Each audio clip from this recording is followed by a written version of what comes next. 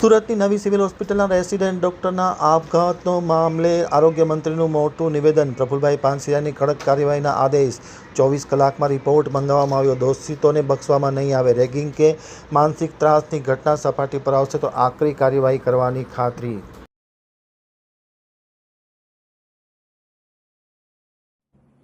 આજે સુરત સિવિલમાં સવારમાં એક કરુણ ઘટના ઘટી.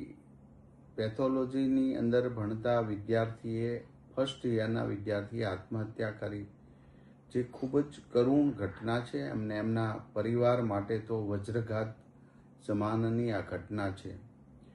ત્યારે તુરંત જ એમની પોલીસ તપાસ, ફોરેન્સિક પીએમ અને પેનલ પીએમ બધી જ બાબતોમાં વૈજ્ઞાનિક ઢબે તપાસ કરીને કોઈ પણ ક્ષતિ ન રહી જાય એમના ન્યાય આપવા માટે એ બધી તપાસ પૂર્ણ કરવામાં આવી છે.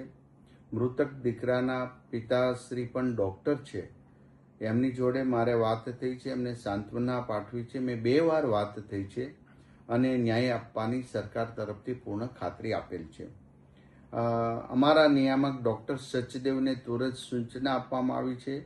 આજને આજ એટલે કે અત્યારે આખી નાઇટ, આજની આખી નાઇટ કે જે સમય થાય ત્યાં સુધી આમનો રિપોર્ટ તૈયાર ન થાય ત્યાં સુધી રેગિંગ કમિટી, સુપ્રિન્ટેન્ડન્ટ અને ડીન સિવિલ હોસ્પિટલમાં જ રહી અને તમામ તપાસ પૂરી કરીને પછી જ ફાઇનલ કઈ રીતે આનું મૃત્યુ થયું એ તપાસ કરીને જાહેર કરશે. આજે આ ઘટનાથી હું તમામ દીકરા દીકરીઓ ગુજરાતમાં, તમે સમાજના લાડકા દીકરા દીકરીઓ છો, તમારા મમ્મી પપ્પા સ્વપ્ન વાવીને ભણાવે છે, ત્યારે નાની એવી બાબતમાં કે આવું કંઈ ઘટના ઘટે તો આત્મહત્યા કરવી એ ખૂબ જ ગંભીર બાબત છે. તમારા તો માટે એ ગંભીર છે અને મૃત્યુ પામે છે દીકરો, પરંતુ એમના મમ્મી પપ્પા ઉપર એક આભ ફાટી પડતું હોય છે. હું હજી એક સરકાર તરફથી અને સમાજના એક સામાજિક કાર્યકર્તા તરીકે પણ અને મંત્રી તરીકે હું વિનંતી કરું છું, દરેક દીકરા દીકરીઓ, તમને કંઈ પણ પ્રશ્ન હોય તો અમને ડાયરેક્ટ એ મોકલજો અથવા તો અમને મળજો. ચોક્કસ તમને ન્યાય મળશે, તમને અન્યાય નહીં થાય.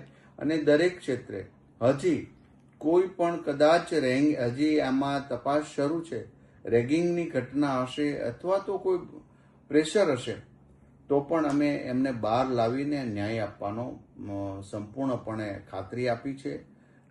ફરી વખત ગુજરાતના તમામ વિદ્યાર્થીઓને હું વિનંતી કરું છું, પ્લીઝ તમે ક્યારેય નેગેટિવ નહીં વિચારો.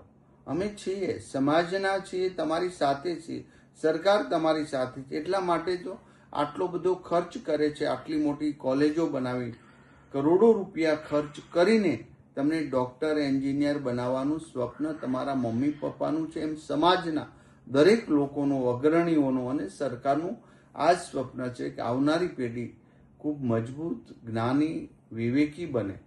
પરંતુ ક્યાંક ક્ષતિ રહી જાય છે, ક્યાંક ક્ષતિ છે, એને આપણે સુધારવાનો પ્રયાસ કરીશું.